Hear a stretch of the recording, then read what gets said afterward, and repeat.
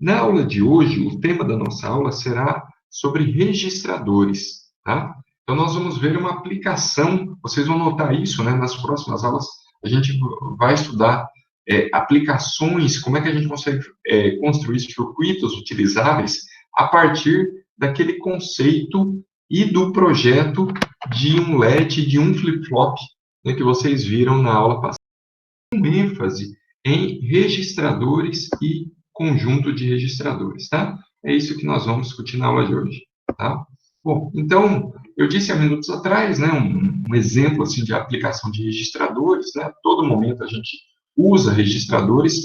Quando nós estudávamos os circuitos combinacionais, né, e nós falávamos, olha, vamos aplicar aqui duas entradas, A e B, e vamos fazer aqui uma operação aritmética, né, seja uma operação de adição, subtração, tá? Ali, como o nosso foco era o circuito combinacional, a gente não se preocupava como esses sinais ou como essas entradas A e B iriam ser fornecidas. De forma geral e aplicada, pessoal, essas entradas, tá, para um circuito combinacional são armazenadas em registradores, tá? Então, eu poderia, assim, sem perda de generalidade, dizer para vocês que qualquer operação realizada num dispositivo computacional, num computador, né, ou mais especificamente num processador, ele necessita de registradores, tá? Então, um elemento fundamental aqui no estudo dos circuitos digitais, certo? Bom, então vamos lá. O registrador, ele é um conjunto de circuitos sequenciais, podem ser LEDs ou flip-flops, tá? No nosso caso aqui, nós vamos tratar apenas de flip-flops, porque eu vou exemplificar aqui hoje alguns casos, então, eu vou sempre me referir a flip-flops, embora eu também possa construir alguns tipos de registradores baseados em LEDs, tá? Bom, mas o que acontece é que um registrador, ele é um conjunto de mais de um flip-flop, tá certo? Então, ele possibilita, né, armazenar mais que um bit simultaneamente, né? Dado que um flip-flop eu só tenho um bit ali que eu posso armazenar, então, se eu tenho mais de um flip-flop, obviamente eu tenho mais de um bit, e assim é que funcionam os registradores, né? Eles são circuitos sequenciais, né, que possuem um projeto baseado em mais de um flip-flop, tá? Então, um registrador de N, sempre esse N aqui, tá? Então, esse N aqui maior do que 1, tá? Ok?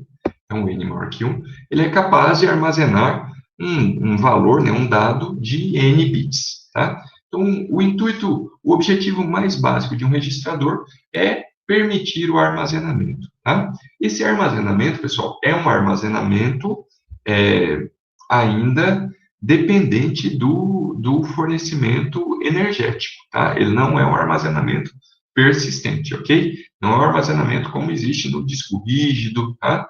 Num cartão de memória, coisa desse tipo. Esses dispositivos, apesar de serem de memória, utilizam outros princípios de armazenamento persistente, tá? No nosso caso aqui, quando nós falamos de registrador, veja, registrador vem de um projeto baseado em flip-flops, flip-flop vem de um projeto baseado em LEDs, LEDs vem de um projeto baseado em portas digitais, né?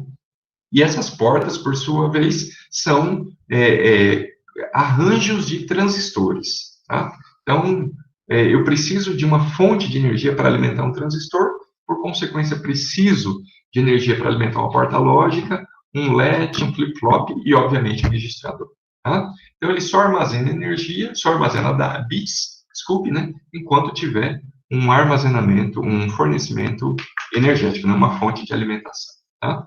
Bom, então, o nosso registrador mais básico, pessoal, ele pode ser construído usando flip-flops tipo D, tá? Porque quando nós falamos de um registrador, a sua representação mais básica é o seguinte, olha, eu quero armazenar, por exemplo, 8 bits, tá? Ou 4 bits, enfim, uma quantidade, obviamente, maior do que 1, tá? Então, eu vou ter várias entradas D, né? Então, se eu tenho, por exemplo, um registrador de 4 bits, né, significa que eu vou ter uma entrada D0, D1, D2, D3, né? 4 bits que eu posso armazenar dentro do registrador, todos esses esses flip-flops, né, que compõem o registrador, sujeitos dependentes de um mesmo sinal de clock. Tá? Porque o sinal de clock, ele é que vai permitir o momento em que a gente vai atualizar, vai escrever um valor no registrador. Tá? Obviamente, se um registrador de n bits, né, tem n flip-flops, obviamente terá n saídas também. Então, todo registrador de n bits, ele tem n entradas e n saídas, tá? E um sinal de clock único, que é o sinal que permite, né, a gente também vai usar uma terminologia nova agora, a gente vai falar de carga no registrador, né? Carga é quando eu coloco, né, valores como entrada para que o registrador possa armazenar esses valores, certo? Bom, então, nós temos dois sinais de entradas, o sinal D, que pode ser um sinal de n bits, e o sinal clock, que é sempre de 1 bit, e o sinal Q, que são as saídas, tá? Nós usamos, para construir um registrador de n bits, nós usamos a replicação de flip-flops tipo D, tá? Então, uma figura aqui bem simples, tá? Então, nesse caso aqui, nós temos 4 flip-flops do tipo D, tá certo? Então, essa entrada aqui é a entrada D, aqui é a entrada clock, tá? Como não foi mencionado aqui, vamos assumir que esse clock aqui, tá? Ele está habilitando esse flip-flop na borda de subida, tá? Ok? Então, vocês reparem que num registrador, cada entrada D ela é distinta, estão observando? Cada entrada D é distinta, tá? Agora, o clock é o mesmo, certo? O clock é o mesmo, ok? Então, isso sempre acontece para que a gente possa sincronizar o momento em que esse registrador vai mudar os seus valores, vai armazenar novos dados, tá? A gente costuma dizer aqui que esse registrador aqui, né, é um registrador de 4 bits, tá? Vou escrever um nomezinho aqui, ó. É um registrador, neste caso aqui, de carga paralela, tá? De 4 bits, ok? Porque quando o clock, considerando aqui, né, que cada um desses flip-flops aqui ele habilita, ou seja, ele permite a escrita na borda de subida do clock, quando o clock subir, o valor de D0 vai passar aqui para dentro do flip-flop, ele vai ser visualizado em Q0, o valor de D1 idem para Q1, D2 para Q2, D3 para Q3.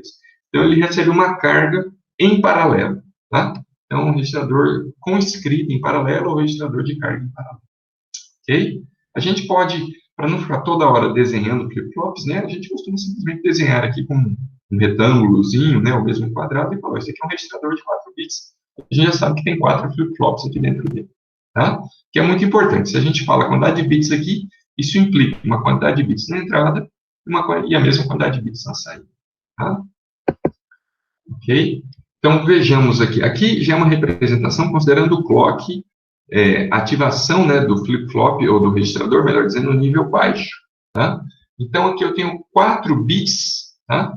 Representando aqui D0, D1, D2 e D3. Né? D0 aqui devemos considerar aqui neste exemplo, da direita para a esquerda. Né? Então, aqui tem o valor D0, aqui tem o D1, aqui o D2, e por último, aqui mais à esquerda, como bit mais significativo, o D3, tá? Então, neste caso aqui, né, quando o clock tem a sua borda ativada na descida, né, então ele está na borda de descida aqui, o valor lido do conjunto de entradas é repassado para dentro do registrador, ou seja, é repassado para cada flip-flop individualmente, de maneira que se eu olhar para as saídas Q0, Q1, Q2 e Q3, né, eu vejo exatamente o valor que eu tinha nas respectivas entradas D0, D1, D2 e D3. Tá? Então, de maneira paralela, né, eu carreguei o conjunto de flip-flops, ou o registrador, né, de 4 bits, para ele ficar com esse valor. Tá certo? Mesma coisa está ocorrendo aqui, ó, já que a ativação nós consideramos a borda descida, né? Então, agora o valor era este, e passei para cá. Ok? Então, isso é um registrador, assim, o desenho básico de um registrador é exatamente esse, tá, pessoal? De um registrador que armazena que cada uma das suas entradas D, tá? Ela é independente, né?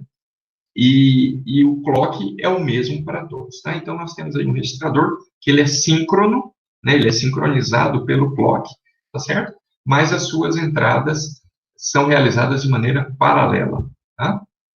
Ok? Tudo bem? Um registrador assim, né, ele pode ser representado. Desculpe, aqui nós temos uma figura um pouquinho diferente da ideia de registrador, tá? De carga paralela, porque aqui ele está. Vocês vejam que as entradas são todas independentes, tá? Aqui as entradas elas estão encadeadas, estão percebendo? Né? Então, olha, essa entrada aqui, né, ela está funcionando como clock, né? Essa saída aqui está funcionando como entrada. Tá? Isso daqui é um arranjo possível de fazer, como vocês estão notando, tá? Mas é um arranjo que possibilita construir, a partir de vários flip-flops, né, que nós chamamos de um contador. Tá? Nós não vamos tratar de contadores na aula de hoje, tá? Nós vamos deixar isso para uma próxima aula, tá? Mas é só para vocês notarem que eu também posso combinar flip-flops, tá? Para formar contadores, tá? Então, também, né, da mesma forma que eu exemplifiquei há minutos atrás o largo uso de registradores, né, em todas as nossas aplicações diárias, contadores também são muito necessários, né? O relógio que a gente está visualizando as máquinas aqui, ou quando você põe lá um determinado contador, né, ele utiliza um circuito, né, não necessariamente igual a esse, mas com esse mesmo princípio de funcionamento, né, para que ele possa, a cada intervalo de tempo, né, poder incrementar o seu valor, né, contar 0, 1, 2, 3, 4, e assim por diante, tá? Esse caso particular aqui, vocês estão vendo, ele é um contador, tá? O que eu quero chamar a atenção de vocês aqui, eu não vou detalhar esse contador aqui, porque, como eu disse, vocês vão estar na próxima aula, mas eu quero que vocês notem que o clock, de fato, ó, ele é entrada só para um dos flip-flops, perceberam? Ele não é entrada para todos, né? A gente costuma dizer que esse circuito sequencial aqui, esse contador, ele é um contador assíncrono, tá? Porque o clock não é entrada para todos, tá? Vocês podem perceber que foi feito aqui um determinado arranjo, ó, que o clock dos próximos flip-flops advém da saída do flip-flop anterior, tá? Então, isso daqui é chamado de contador assíncrono, né, e ele conta valores até 4 bits, né? Quanto eu tenho 4 flip-flops, ele permite contar valor como 00, 0000, 0001, 0010, e assim até o último, que é 1111. Tá? Vocês vejam que um circuito, né, digital aqui, composto por flip-flops, 4 flip-flops como esse, eu posso contar valores de 0 até 15, né? 16 valores eu posso contar, e quando ele chegar no 15, ele retorna, começa de novo de maneira cíclica a contar o valor 0, o valor 1, assim por diante. Tá? Então, esse arranjo aqui de contador, ele tem duas características aqui, né? Primeiro que ele não é síncrono, né? Síncrono é quando eu tenho todos os flip-flops, né, recebendo o mesmo sinal de clock, tá? Então, esse registrador aqui é síncrono. Esse circuito aqui, contador, ele é assíncrono, tá? E aqui, vocês podem perceber que as entradas deles são todas independentes, tá? Aqui nós não temos essa independência, tá percebendo? Uma entrada aqui depende da saída do outro, né? Ou do mesmo, neste caso aqui, tá? A gente costuma dizer aqui que essas saídas aqui, né? Esse tipo de circuito aqui, ele pode ser chamado de registrador serial também, tá? Com deslocamento. Eu vou mostrar um caso assim um pouquinho mais claro para vocês, falando de registradores um pouquinho mais à frente aqui na aula, tá? É só para vocês terem uma noção. Bom, o que nós vamos falar bastante hoje, pessoal, é sobre conjuntos de registradores. Então, o que eu quero chamar a atenção de vocês é o seguinte: em dispositivos que se propõem, circuitos digitais que se propõem a processar dados, né, é o que nós conhecemos, né, como processador, tá? Ele não tem apenas um registrador, tampouco só 2 ou só 3, ele tem vários registradores, tá? E esses registradores que ele possui, que um processador possui, né, eles são usados para armazenar aqueles operandos das operações. Quando você fala assim, olha, eu quero fazer uma soma entre as variáveis A e B, você faz isso lá no seu programa, o que vai acontecer em termos reais de funcionamento de um hardware digital é que o valor da variável A e o valor da variável B, eles vão ser carregados da memória RAM para dentro de registradores do processador. Tá? Esses registradores ali do processador que se propõem, que tem o objetivo de armazenar os operandos, eles ficam todos bem organizadinhos, tá? Eles são organizados dentro do que nós chamamos de conjunto de registradores, tá? Vocês verão também essa terminologia, conjunto de registradores, tá? Em outros momentos, no curso de arquitetura 1, no curso de arquitetura 2, então vocês podem ver com o nome também de banco de registradores, tá? Ok? Então, é comum também, ao invés de falar de conjunto de registradores, a gente falar de banco de registradores, tá? Do inglês, é comum usar o termo register file, tá? Ou mesmo até register file bank, tá? Um banco de arquivos de registradores, tá?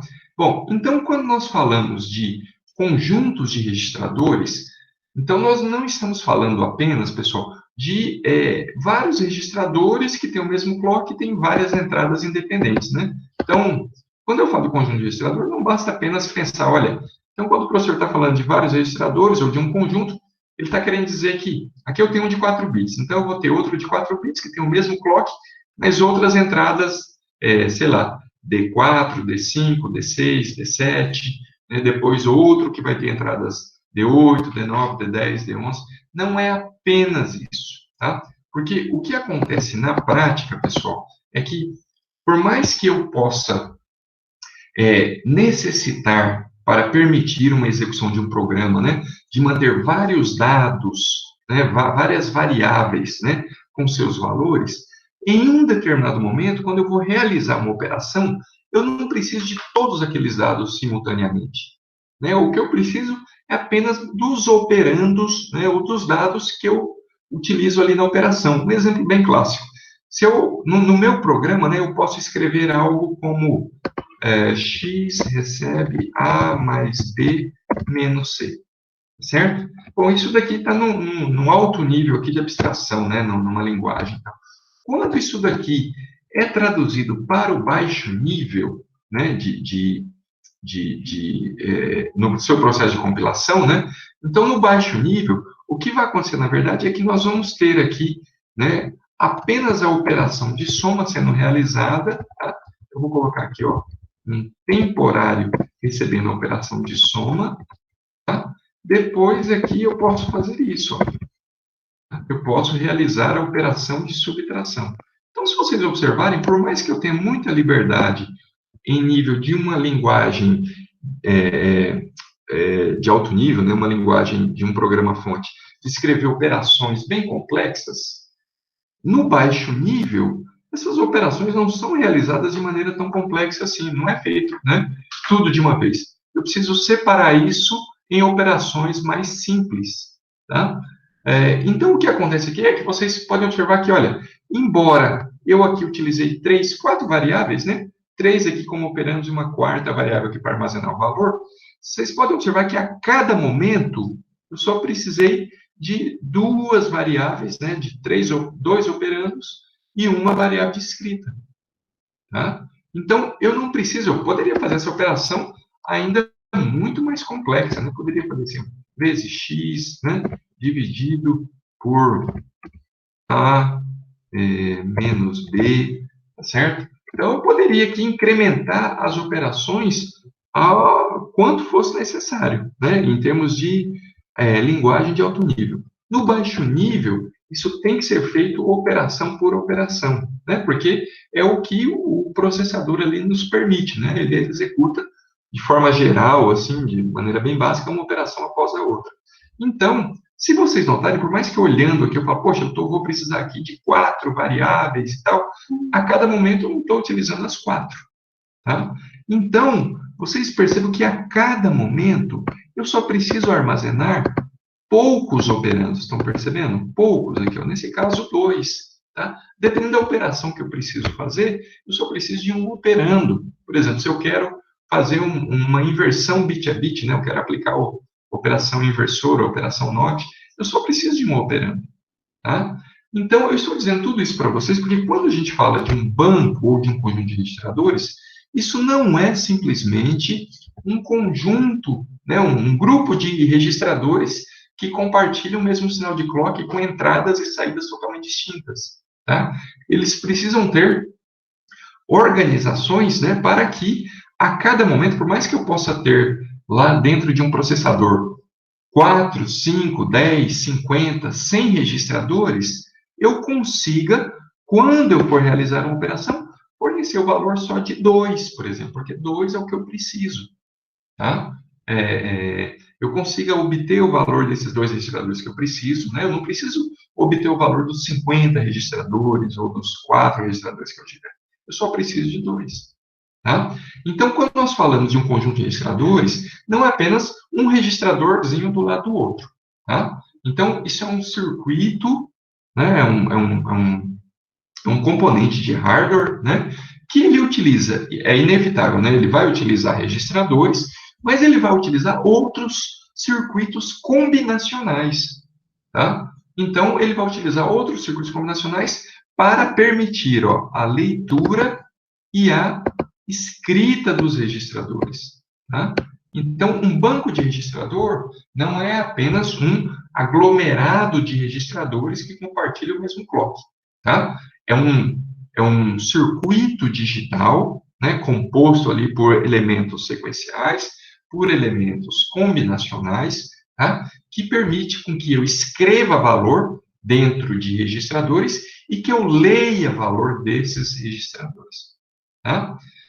Bom, então veja, olha, existem, quando eu falo de um banco de registradores, tem duas operações que eu preciso fazer. Eu preciso fazer leitura, ou seja, que é pegar o valor que está armazenado no registrador, e a escrita, que é guardar um valor dentro do registrador.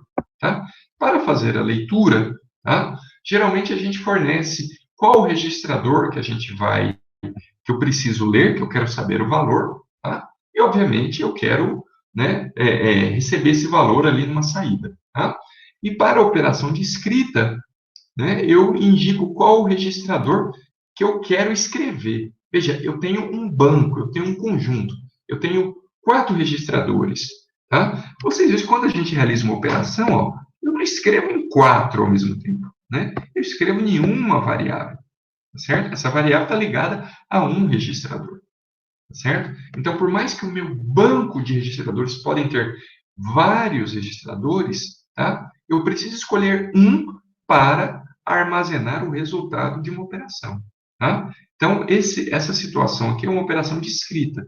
Então, numa operação de escrita, eu preciso indicar qual é o registrador que eu vou escrever e, obviamente, o valor que eu quero escrever nesse registrador. É inevitável que eu também precise de um sinal para habilitar a escrita nesse registrador. Certo? Bom, então veja, olha, um banco ou um conjunto de registradores, ele possui M registradores, tá? Esses M aqui, cada um deles com N bits, tá? De forma geral, num conjunto ou no banco de registradores, tá? Eu posso ter M registradores, só que todos eles têm o mesmo tamanho, né? Todos eles, né? Ou melhor dizendo, cada um deles de N bits, tá? De forma geral, você não tem um banco um registrador com 1 bit, outro com 5, outro com 9, outro com 14, não. Todos eles, imagina que eu tenho um banco de registradores de 4 registradores. Se eu definir, né, que cada um deles armazena 8, então, né, cada um deles, obviamente, todos eles, né, armazenarão 8 bits, tá? Fazendo aqui um total de 32 bits. Então, o conjunto de registradores armazena 32 bits, tá? Então, só para deixar claro esse ponto aqui que eu comentei, às vezes a gente fala muito sobre a capacidade, né? Capacidade de armazenamento do conjunto, tá? Banco de registradores, tá? Isso nada mais é do que M vezes N, certo? Isso devemos falar do N bits. Bom? Então, M registradores, cada um deles de N bits, vai me dar a capacidade de armazenamento em bits, tá? Bom, um registrador, então, ele tem lá M registrador, melhor dizendo, um banco de registrador, nele tem M registradores, ele tem portas de leitura, tá? O que são portas de leitura? São entradas que indicam, né, qual registrador, né, o valor de um registrador que eu quero visualizar na saída, tá? E são portas de leitura, tem portas de escrita, né? Portas de escrita são entradas, né, que permitem que eu indique qual é o valor o valor não, qual é o número, né, a identificação do registrador que eu vou escrever e, obviamente, também o valor que eu quero escrever. Porque quando nós falamos de escrita, né, eu tenho que falar, olha, eu quero escrever no registrador número 2 esse conteúdo aqui, tá? Então, as portas de escrita, né, permitem que eu indique qual é este valor que eu quero escrever no registrador, tá bom? E, inevitavelmente, junto com esse valor, vai o número do registrador. Tá? Então, um banco ou um conjunto de registradores é construído com M registradores. Ora, para construir M registradores, basta eu fazer replicação. Né? Então, se cada registrador possui N bits, eu vou replicar N flip-flops. Tá? E vou compartilhar em todos os flip-flops o sinal de clock. Tá? Cada porta de leitura, né, ele é composto. Olha, agora que começa um negócio interessante, percebe? Então, reparem, ó, até aqui, né, não tem muita novidade em termos de projeto, o que nós vimos o momento da nossa aula. Agora aqui, vejam, para fazer esses mecanismos que eu chamei de portas de leitura, ou seja, né, eu quero ler o valor de um registrador.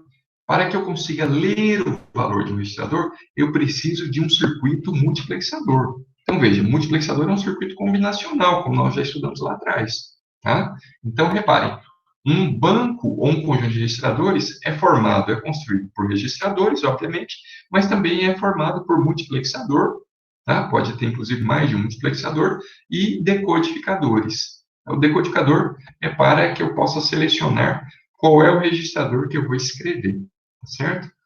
Vejamos aqui um exemplo mais prático. Bom, então, aqui nós temos um exemplo, né? Um registrador, um banco de registrador, ou um conjunto de registrador, formado por 32 registradores. Tá? Cada um deles, eles são numerados de 0 a 31, 0 a 31 é como se fosse um índice, né? Então, eu tenho um registrador 0, registrador 1, 2, até o 31, e cada um deles armazenando 32 bits, tá? Ou, só para a gente não esquecer da referência, em bytes, 4 bytes. Tá? Então, nós temos aí 32 registradores. Se eu multiplicar isso aqui por 4, né, nós vamos ter um banco de registradores aí que armazena 128 bytes. Certo? Ok? Porque cada registrador armazena 4 bytes. Tá bom? Bom, esse nosso banco ou conjunto de registradores aqui, então ele tem 32 registradores, né? 32, reparem, olha o tamanho disso daqui, né? Ele tem isso daqui que ele armazena em bytes, né? E ele tem isso daqui, ó, de flip-flops. Tá? Então, ele tem 32 vezes 32, né? Flip-flops que são usados, né? Para compor todo esse conjunto de registradores, tá? Esse banco, esse conjunto de registradores, ele vai possuir duas portas de leitura. Por que duas portas de leitura, pessoal? Porque as portas de leitura são usadas, né, para a gente ler um valor de um registrador, para eu saber qual é o conteúdo. Se eu tenho duas portas, significa que eu consigo saber o conteúdo de dois registradores simultaneamente. E por que isso é importante? Porque, de forma geral, nós realizamos operações, né, sempre com dois operandos. Tá? Então, se cada operando desse daqui, ó, né, tem o seu valor armazenado no registrador, para que eu consiga de fato fazer essa operação, eu preciso ler dois registradores. Tá? Então, por isso que nós temos aqui duas portas de leitura, né, para poder ler dois registradores ao mesmo tempo, e uma porta de escrita. Tá? Bom, aqui é o conjunto de sinais de entrada que eu preciso para esse registrador. Tá? Então, bom, aqui está omitido, né, o sinal de clock, mas eu sempre preciso ter o sinal de clock, né, nos registradores, tá? Então, nós temos aqui, ó, o registrador de leitura, né, o Read Register Number 1, significa o registrador de leitura número 1. O que significa essa entrada aqui, pessoal? Significa, bom, nesse caso aqui ela é uma entrada de 5 bits, tá? E por que ela está sendo uma entrada de 5 bits aqui neste exemplo que eu estou representando a vocês? Porque, se vocês repararem, eu tenho 32 registradores, né? Para que eu possa acessar, né, esses 32 registradores, tá? Log na base 2 de 32, eu vou precisar de 5 bits. Então, com 5 bits, se eu combinar os bits, eu acesso, né, eu posso gerar 32 valores de 0 a 31. Tá? Então, eu preciso de 5 bits aqui como porta de entrada para que eu possa fazer referência, né, indicar qualquer registrador desse conjunto de 32 para que eu possa ler. O mesmo raciocínio vale para essa segunda porta de leitura. Lembrem que no slide anterior, aqui em cima, né, eu falei que nós precisamos de 2 registradores de leitura. Tá? Aqui eu tenho uma porta de entrada que indica em qual registrador eu vou escrever. Tá? Aqui nós temos o dado que eu vou escrever. Tá? E aqui é um sinalzinho de 1 bit apenas que indica se eu vou ou não escrever sobre um determinado valor. Bom? Bem, e aí nós temos os sinais de saída. Então, veja, de um conjunto de registradores, né? Então, tentem visualizar o conjunto de registradores aí, né? Como uma caixa preta, como um retângulo, tá? Que ele vai ter todos esses sinais aqui como entrada, tá? E vai ter esses 2 sinais aqui como saída, certo? Então, vejamos aqui, ó. Então, essa daqui é uma visão de alto nível, né? Como se fosse uma caixa preta de um banco, de um conjunto de registradores, tá? Considere que aqui dentro, né, desse retângulo aqui em verde, né, eu tenho 32 registradores, tá? Então, essas entradas aqui, ó, essas 2 primeiras aqui, permite que eu selecione qualquer um desses 32, tá? E coloque o valor de um deles aqui nessa saída e do segundo nessa saída, tá? Então, nós podemos até relacionar, olha, esse sinal de entrada aqui, tá? Ele permite que eu pegue, escolha um determinado registrador, tá? E o valor desse registrador vai aparecer aqui, certo? E essa outra entrada permite que eu escolha, né, outro registrador, tá certo? E o conteúdo desse registrador apareça, certo? Esse sinal aqui, write register, ele permite apenas indicar, olha, por exemplo, eu quero escrever nesse registrador aqui, tá? Então, ele é apenas uma referência. Os 2 sinais de cima aqui, de entrada, eles também são só referências, tá? Agora, esse sinal de baixo aqui, ele permite escrever um valor, tá? Então, por exemplo, se eu tenho registradores de 32 bits, esse sinal aqui, write data, ele também é de 32 bits. Tá? Porque aqui tem um conjunto de valores, né, um conjunto de dados que serão usados para preencher um registrador completamente. Tá bom? Então, nós temos essas entradas. Essa entrada aqui é só para dizer, olha, agora eu quero escrever, nesse momento agora eu não quero, tá? Apenas para isso. E as saídas aqui estão sempre, né, permitindo visualizar um valor. Ok? Então, aqui com um pouquinho mais de detalhes, né, a gente começa a ver aqui que os registradores começam a aparecer. Neste momento aqui, pessoal, vocês estão vendo apenas a possibilidade de eu ter aqui 32 registradores. Isso ainda não é um banco de registrador nessa figura, né? Nós só temos os 32 registradores, tá? Obviamente, dentro deles, eu tenho 32 flip-flops tipo D, ok? Ok? Ele começa a se parecer com um banco de registradores na hora que eu começo a acrescentar esses circuitos combinacionais aqui. Então, vejam, ó, considerem que aqui, ó, tá? Onde eu estou circulando aqui, aqui nós temos os 32 registradores, né? Cada linha dessa daqui tem 32 flip-flops, tá? Então, cada linha dessa é um registrador, tá bom? Bom, então vocês vejam que eu tenho 32 registradores neste exemplo que eu estou dando para vocês, tá? Mas eu não quero e nem preciso saber o valor dos 32, né? Eu preciso saber o valor de apenas 2, porque, de forma geral, minhas operações utilizam apenas 2 operandos. Então, todos os 32 são ligados a 2 multiplexadores, tá? Porque quando eles são ligados a esses multiplexadores, eu posso colocar como seletor do multiplexador aqueles 2 sinais de entrada que eu falei para vocês anteriormente, ó. Né, o registrador de leitura número 1, o registrador de leitura número 2. Tá?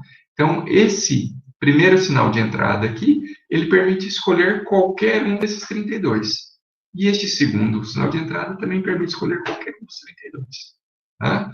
O que isso me possibilita? Me possibilita que eu visualize na saída tá?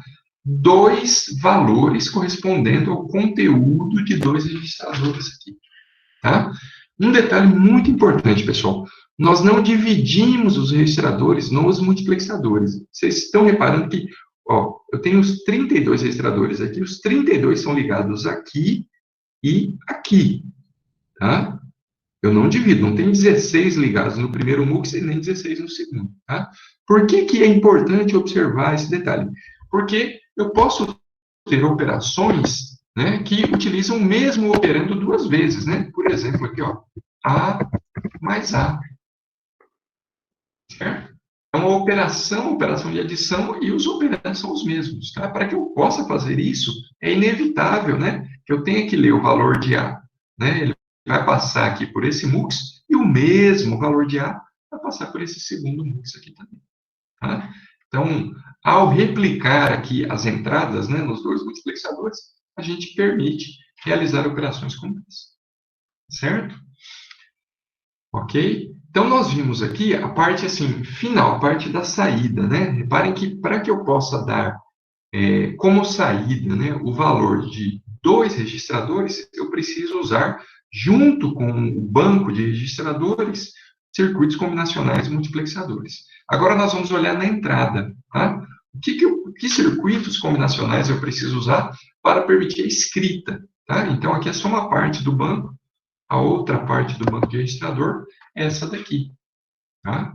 Então, aqui agora, se vocês observarem, né, eu tenho os outros sinais de entrada, né? Se vocês lembrarem, são 5 sinais de entrada, né? Aqui no slide anterior nós tínhamos 2, faltavam 3, os outros 3 estão aqui, tá? Então, esses 3 aqui permitem que eu determine em qual registrador desse conjunto aqui de 32, qual deles eu quero escrever um valor e que valor é esse, tá? Então, se vocês observarem, essa entrada aqui, ó, indica, ela representa qual é o registrador, tá? Vou colocar só reg, tá? Que desejamos escrever, desejamos mudar o valor, tá? E aqui é o novo valor a ser armazenado, tá? O novo valor a ser armazenado. E, então, reparem aqui que eu utilizei outras portas lógicas, né, outro circuito combinacional, para possibilitar isso. Notem, olha, como eu tenho aqui um grupo de registradores, né, então, eu quero dizer o seguinte, olha, é o registrador 0 que eu vou escrever, é o registrador 10, é o registrador 31, é o registrador 8, né, é o registrador 25, tá? Então, eu posso fazer essa representação e indicar qual é o registrador usando apenas 5 bits, né? Porque nós já vimos que com 5 bits eu represento os 32 valores, tá?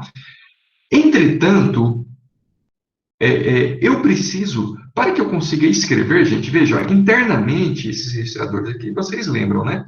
Eles são agrupamentos, né, de flip-flops tipo D, tá certo?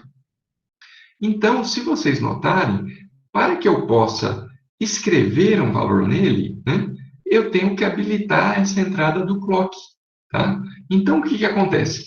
Eu passo essa entrada de 5 bits, que indica qual é o registrador que eu quero escrever, eu passo ela por um decodificador, por um decoder. Se vocês lembrarem, né, de acordo com o valor do decoder, eu vou setar uma dessas saídas aqui com valor 1, as outras todas ficarão com 0. Tá? Então, considerem o seguinte, apenas como exemplo, vamos assumir aqui que esse raster number aqui, ele tem um valor assim, ó, 00001. Significa, ó, eu quero escrever um valor, o valor que eu quero escrever está aqui embaixo, mas eu quero escrever no valor, no registrador número 1. Tá? Quando essa entrada de 5 bits passar pelo decoder, o que vai acontecer? Em todas as saídas que não sejam 1, vai ter o valor 0. Apenas na saída aqui, ó, né, que está associada ao registrador número 1, vai ter o bit 1 setado. Né? Apenas essa saída vai ser setada. Certo? Então, o que vai acontecer? Com essa saída setada em 1, eu estou dizendo, olha, eu quero escrever no registrador número 1. Tá certo? Então, Além disso, né, nós usamos um outro sinalzinho, esse sinalzinho aqui é apenas de 1 bit, tá? Toda vez que a gente quiser fazer uma operação de escrita num banco de registradores, esse sinal tem que estar habilitado em 1, tá? Então, eu coloco ele para dizer, ó, agora eu quero escrever, tá? E aí nós setamos, né, esse bit em 1, indicamos aqui qual é o registrador. Então, vocês vejam, olha, que todas essas entradas C aqui, que representaria o clock, né, todas elas ficarão com o valor 0, estão observando? Por que elas ficarão com o valor 0? Porque a saída do decoder para todas as saídas do decoder, exceto a saída 1, são 0. Então, o 0 domina essa porta end, portanto, o 0, né, vai ser a entrada do sinal de clock, do sinal de habilitação de todos os registradores, exceto o registrador número 1, que é o que a gente queria. Né, porque por aqui vai entrar o valor 1, né, na porta end, e aqui do sinal write vai entrar 1. Então, ou seja, só aqui para habilitar o 1. Ok? Então, só esse registrador está habilitado para receber o valor que está passando por aqui. Vocês repararam, olha, o valor que está passando, né? Aqui, esse sinal aqui, o raster data, ele não sabe em qual registrador ele vai escrever. Então, ele envia o valor para todos os registradores. Tá? Mandou aqui para o 0, mandou para o 1, mandou para o 31, mandaria para todos aqui intermediários. Tá? Só que esse dado que está vindo aqui na entrada D, certo? Ele só vai ser colocado dentro do flip-flop e, por consequência, dentro dos registradores, tá? Se essa entrada C aqui for igual a 1, tá? Então, se vocês notarem, pessoal, essas duas figuras aqui, essa daqui, tá? E a anterior, tá certo? Elas se combinam, tá? Para formar um conjunto ou um banco de registradores, tá? Elas são necessárias porque esta figura aqui, né, esse circuito aqui, possibilita, né, que eu controle em qual registrador eu vou escrever um valor, tá? E este outro circuito aqui controla qual é o registrador que eu quero ler o valor, que eu quero visualizar o valor dele, nesse caso deles, né, que são dois, na saída. Ok? Pessoal, tudo bem até aqui? Me digam aqui pelo chat ou por microfone se vocês entenderam.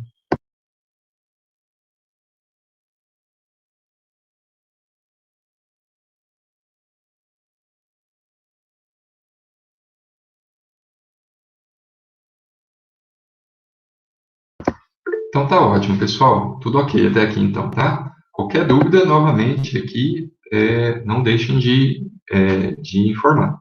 Então, reparem que nesse estudo dos registradores, nós vimos aqui até agora, né, os registradores de carga paralela, né, que é quando eu estou me referindo a apenas um registrador, tá? Então, só para a gente fazer uma revisão aqui de alguns segundos. Então, nós vimos este modelo aqui, né, que é um registrador de escrita paralela ou de carga paralela, né, que é quando eu estou me referindo a um único registrador. Tá? Agora, é inevitável que eu precise de vários registradores, né, na minha manipulação diária aqui de sistemas computacionais, manipular programas, né, fazer cálculos e tal. Então, esse agrupamento de registradores, nós damos o nome de banco de registradores ou conjunto, tá? E aí, atenção, a novidade é que eles não são só um agrupamento, tá, de registradores, cada um deles com uma entrada distinta, compartilhando o mesmo bloco, nada disso, tá? Eu posso ter vários registradores, mas eles têm que possuir circuitos combinacionais acessórios para fazer controle das suas saídas, tá? E das suas entradas, tá? Porque, reparem, pessoal, eu tenho todo esse grupo aqui, né? Eu não quero escrever em todos eles simultaneamente, né? É como se eu falasse para vocês, vocês têm uma memória aí na máquina de vocês, né? De 4 gigabytes, e aí vocês vão escrever na memória toda ao mesmo tempo. Não tem lógica, isso não tem sentido prático para nós, né? Nós queremos escrever só um dado que eu preciso escrever numa posição específica. Então, esses circuitos combinacionais aqui, eles são usados para isso. E diga-se de passagem, pessoal, o decoder em particular, ele vai ser usado até quando a gente vai falando lá de memória RAM. Tá? Você precisa de um decoder como esse quando a gente vai selecionar lá quais são os flip-flops, né, ou circuitos de memória, né, ou células de memória adequadas para que a gente possa armazenar um valor. Tá? Então, quando eu tenho assim né, um conjunto de memórias, né, que obviamente eu tenho uma capacidade muito maior do que eu quero usar ou quero escrever, é inevitável eu lançar mão desses circuitos combinacionais acessórios aqui, para controlar a escrita ou para controlar a leitura. Ok? Bom, eu vou mostrar para vocês mais um tipo de circuito que usa os registradores, né, como referência, tá? E também tem aplicações bem práticas. Então, nós vamos falar agora sobre os registradores de deslocamento. Então, vamos estudar aqui, pessoal, esse tipo de registrador que nós temos aqui, tá? Então, nós temos aqui um registrador chamado registrador de deslocamento. Se vocês notarem aqui, eu acabei omitindo aqui por simplicidade, mas nós temos aqui, 4 flip-flops tipo D, tá? Então, o que nós temos aqui são 4 FFs do tipo D, tá? Então, 4 FFs D, certo? Bem, então, se vocês observarem, nós temos aqui a entrada, né? A entrada desse daqui, né, é uma entrada independente, tá? Então, aqui eu vou chamar de entrada D, tá? De fato, tá? E nos outros casos, se vocês observarem, a entrada D, né, de cada um deles é a saída Q do anterior, estão percebendo? Então, está acontecendo essa situação aqui nesses flip-flops, tá? Então, veja, eu posso considerar que esse conjunto de flip-flops aqui está formando o que nós chamamos de registrador, só que não é um registrador de carga paralela como aquele que a gente viu, tá? Ou de escrita paralela.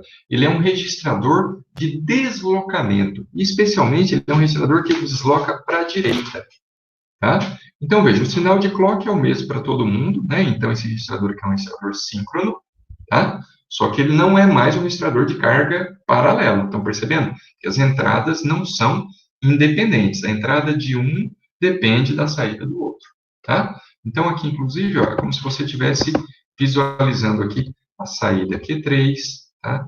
Aqui você está visualizando a saída Q2, tá?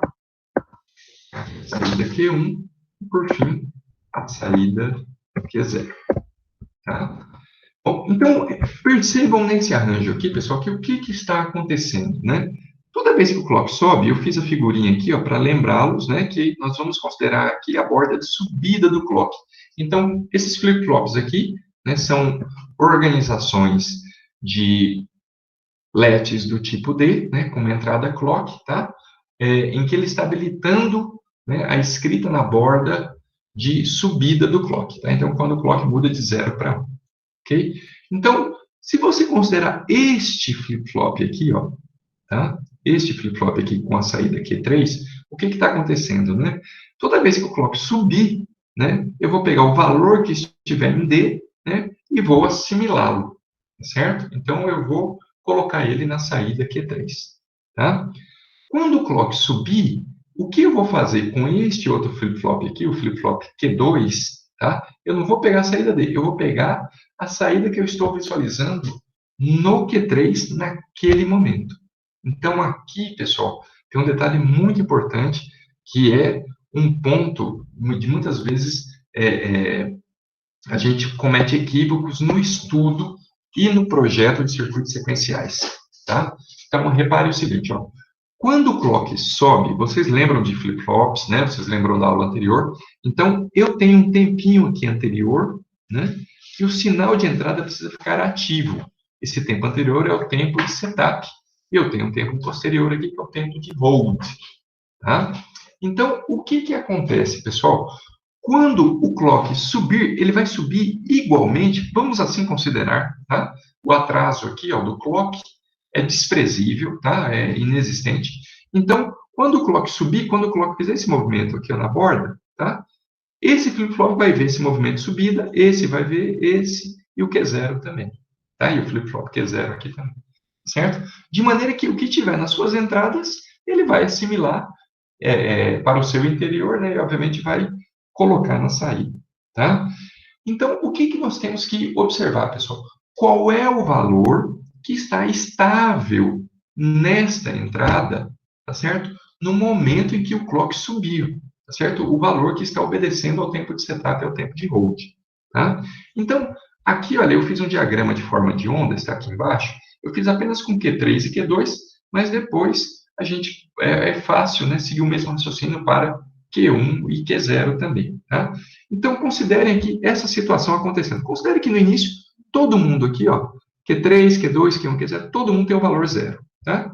Eu mostrei apenas Q3 e Q2, mas considerem que Q1 e Q0, todo mundo com zero, tá? O valor de D, ele tem essa mudança, tá? E vamos considerar aqui também que o valor de D, ele obedece às restrições de setup e hold, tá? Porque se ele não obedecer, a gente também não consegue determinar o valor de saída do flip-flop, tá? Ok? Bom, então, o que acontece aqui, minha gente? O que está acontecendo aqui, ó, nessa borda de subida do clock, o valor de D é 1, certo? Ele foi mudado lá, ele está estável, ok? Então, está entrando 1 aqui no Q3, tá certo? Então, nesse momento aqui, tá certo? O Q3 tem o seu valor zero e muda ele para 1, ok? Agora, observem na perspectiva do Q2, pessoal. Quando essa borda do clock aqui subiu, tá certo? O valor que o Q2 estava visualizando era o valor zero aqui do Q3, ó. Era o valor que estava estável, tá certo? Então, nessa primeira borda de subida aqui, o valor que o Q2 vai colocar na sua saída, que o flip-flop Q2 vai colocar na sua saída, continuará sendo zero. Tá? Até porque, eu gostaria até de fazer uma observação, muito embora, né, a gente está fazendo aqui, ó, essa mudança de Q3 aqui simultânea, né, então o sinal de clock subiu, estou fazendo aqui que o Q3, ele assimilou esse valor, ele já colocou aqui na saída simultaneamente, isso não ocorre, isso tem um atraso, tá certo? Então, é natural que espera-se, né, que o tempo de setup, o tempo de hold seja menor do que esse atraso, tá? Porque se ele for maior, ele vai pegar o valor 1 aqui do Q3 e vai jogar na saída Q2 também. E não é o que nós queremos nessa aplicação. Se vocês observarem, nessa aplicação aqui, e é por isso que ela se chama registrador de deslocamento, tá? O que está acontecendo aqui, ó, é que numa borda do clock, o valor de D vem para o Q3. Na outra borda de clock, o valor do Q3 aparece no Q2. Tá? Na outra borda de clock, o valor que estava no Q2 vai aparecer no Q1. E assim sucessivamente. Tá? Então, veja, com esse primeiro flip-flop, tá? Eu vou dar nome aqui para... Eu vou chamar ele de FF3, tá? Para a gente não confundir aqui flip-flop com sua saída. Aqui eu vou chamar de FF2. Aqui eu vou chamar de FF1 e, obviamente, FF0. Então, vocês vejam, a primeira borda do clock aqui, né? O Q3 aqui assimilou o valor de D. O valor de D estava estável em 1. Então, ele passa a colocar 1 na saída Q3, tá? Essa mesma borda, ela alcançou aqui o flip-flop 2. Nesse instante de tempo aqui, como a entrada do flip-flop 2 é o Q3, o valor estável da entrada era 0. Então, na saída do flip-flop 2, continua 0. Tá? Nessa próxima borda aqui, gente, ó, nessa próxima borda, isso também, pessoal, embora eu não mostrando aqui, esse mesmo raciocínio vale para o Q1 e para o Q0, tá? Eu vou mostrar mais um exemplo ali logo após, que vai ter o Q1 e o Q0, aí a gente, tá? Consegue visualizar todos. Mas aqui é só para a gente tentar entender essa dinâmica de funcionamento.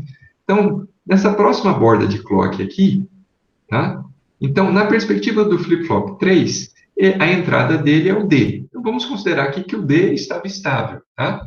Então, o D tinha um valor 0. Então, obviamente, na saída desse flip-flop 3, eu vou visualizar, eu vou colocar o 0, tá? Nessa borda aqui, gente, tá? De subida do clock, né? A entrada do flip-flop 2 é o 3. Então, o valor que estava estável era 1. Tá? Então, era esse valor 1 aqui ó, que estava entrando no FF2. tá certo? Então, aqui ele muda para 1, tá certo? Aqui ele muda para 1, tá bom? E como é um flip-flop, vocês lembram, né? Ele só é ativo numa borda, né? Então, tem um nível aqui, o flip-flop já está fechado, vê outra borda, ele continua fechado. Quando aparece a próxima borda, o próximo ciclo de clock inicia, a próxima transição de subida inicia, então, novamente, na perspectiva do flip-flop 3, eu vou olhar para o valor de D. O valor de D era 0, então, ele coloca 0 aqui na saída. Na perspectiva do flip-flop 2, nessa borda, eu vou olhar para o valor do flip-flop 3, ou seja, vou olhar para a saída Q3. A saída Q3 estava com valor 0. Então, a partir de agora, ele fica com valor 0. Tá? E assim vai acontecer aqui, ó, tá? Então, nessa borda aqui do clock, tá? Deixa eu fazer aqui com esse pincelzinho, fica melhor. Nessa borda do clock aqui, ó, vocês vejam que o valor de D fica em 0, né? Obviamente, flip-flop 3 fica em 0, né? Nessa borda do clock aqui, né, o valor de Q3 era 0, obviamente, o novo valor do flip-flop 2, o valor de saída do flip-flop 2, que é o Q2, continua em 0. Aqui a mesmíssima coisa, tá? Pode ver que não tem mudança nessa borda aqui, tá? Ok. E aqui acontece de novo uma mudança, porque o valor de D, né, ele é uma entrada aí assíncrona, uma entrada de usuário, tá? Então, aqui, nessa situação, né, nessa outra borda aqui, então nós começamos a perceber de novo o D mudando de valor, né? Então, essa mudança aqui de D, né, provoca uma mudança direta no flip-flop 3, tá? Mas nessa mesma borda de clock, né, o flip-flop 2 está vendo o valor antigo, né? Não é o valor recente, né? Que vai ser, inclusive, esse valor aqui ele pode ter um atrasozinho, né? De fato, o flip-flop 2 não viu ainda essa mudança aqui do Q3 de 0 para 1, tá? Ele está visualizando ainda aqui o valor antigo que é 0. Então, ele permanece em 0. Só aqui, né, o próximo ciclo é que ele vai mudar, tá certo? Ok? Então, se vocês perceberem, pessoal, quando eu tenho um valor em D, esse valor em D, a cada ciclo de clock, ele está sendo deslocado para a esquerda, a direita, né? Estão percebendo aqui o FF3 está mais à esquerda, o F0 está mais à direita, né? Então, nós estamos fazendo aqui, ele é um registrador, que ele está armazenando valores, tá? Mas ele é um registrador de deslocamento, tá? Também chamado de Shift Register, né? Um registrador de deslocamento. Nesse caso aqui, ele está fazendo um deslocamento para a direita, tá? Aquele exemplo que eu falei logo no início da aula da calculadora, o que tem ali, pessoal, dentro do circuito eletrônico da calculadora, é um registrador de deslocamento, mas é um deslocamento para a esquerda, tá? Então, e fazer o deslocamento à esquerda é muito simples, é só inverter aqui, ó, o Q0 com o Q3, né? Eu coloco o Q0 aqui, eu coloco o Q1 aqui, depois o Q2 e o Q3. Pronto. Faço um deslocamento agora para a esquerda, tá certo? Vocês me acompanharam até aqui, pessoal? Alguém quer fazer alguma pergunta, alguma consideração? Me deem um ok aqui ou façam perguntas aqui pelo chat. Professor, Pois não. o meu trabalho é sobre circuito digital deslocador, esquerda e direita. Aí eu queria saber, é também registrador? Todo circuito de deslocamento é um registrador? Não necessariamente, tá? Ali no caso de vocês, eu pedi um deslocamento simples, né? Dado uma entrada, né? Ele vai deslocando ali, né? De acordo com algum sinal de entrada, né? De acordo com algum sinal de habilitação, tá? Ele vai deslocando, tá? Mas a aplicação prática é que seja através de registradores, tá? A aplicação prática do circuito é que seja através de registradores, tá bom? Tá. Ok.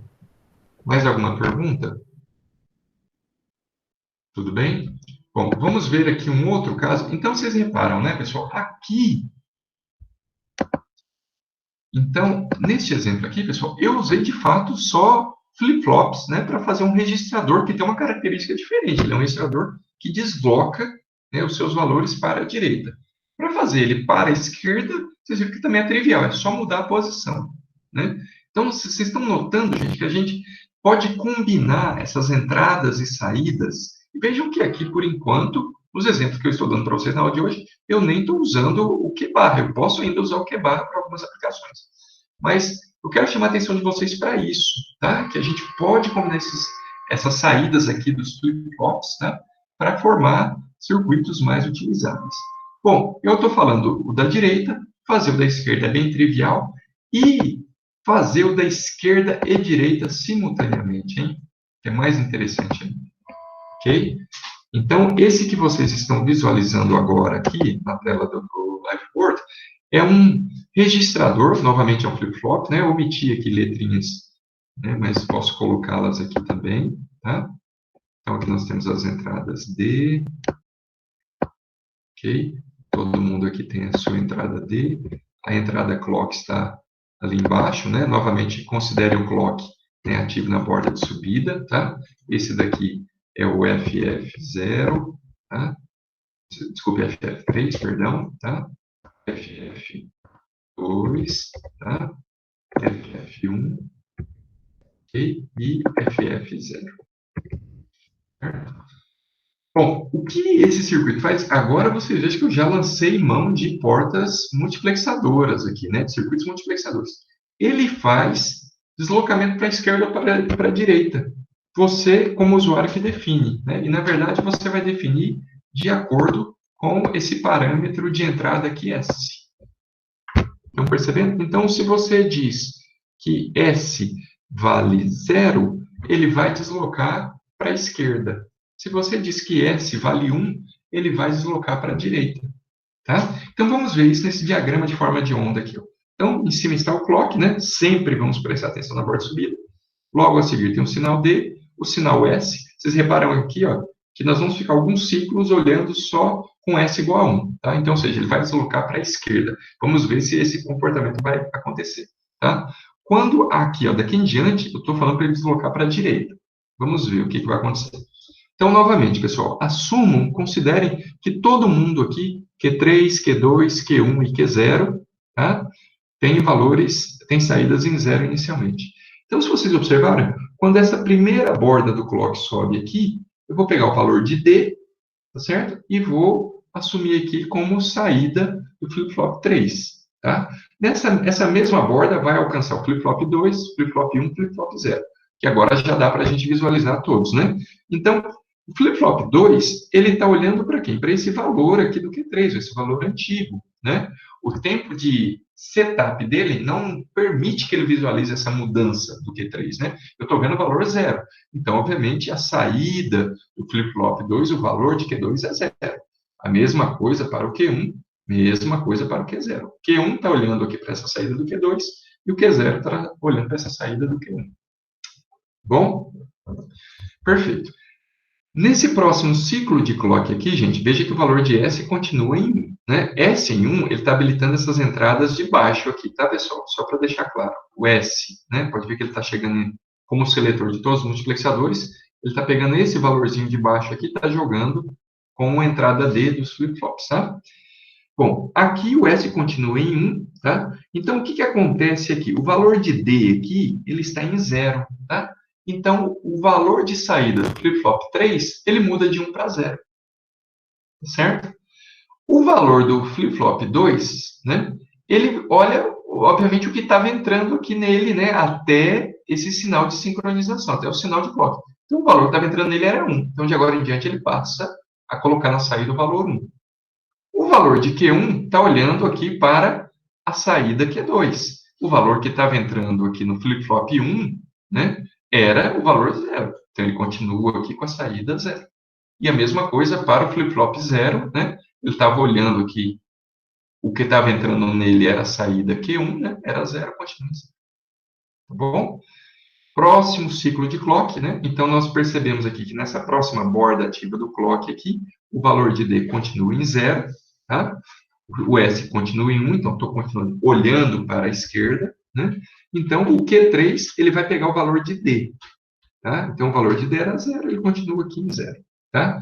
O Q2, o flip-flop 2, olha para o valor do flip-flop, desculpa, o valor de Q3, né? O valor de Q3 aqui era 0, então agora ele baixou a sua borda, ele veio para o valor 0. O Q1 aqui está olhando para o Q2, o Q2 era 1, agora ele sobe para Q1. E o Q0, e o flip-flop 0 aqui está olhando para a saída Q1, né? A saída Q1 é sua entrada, o valor era 0, continua. Perceberam? Isso também vai acontecer aqui. Então, se vocês notarem, olha, nesse ciclo de clock aqui, gente, nesse ciclo de clock, o D valia 1. Tá? Então, ele vem com o valor 1 até este ponto aqui, tá vendo? Ele vai deslocando para a esquerda. Ok? Vai deslocando para a esquerda.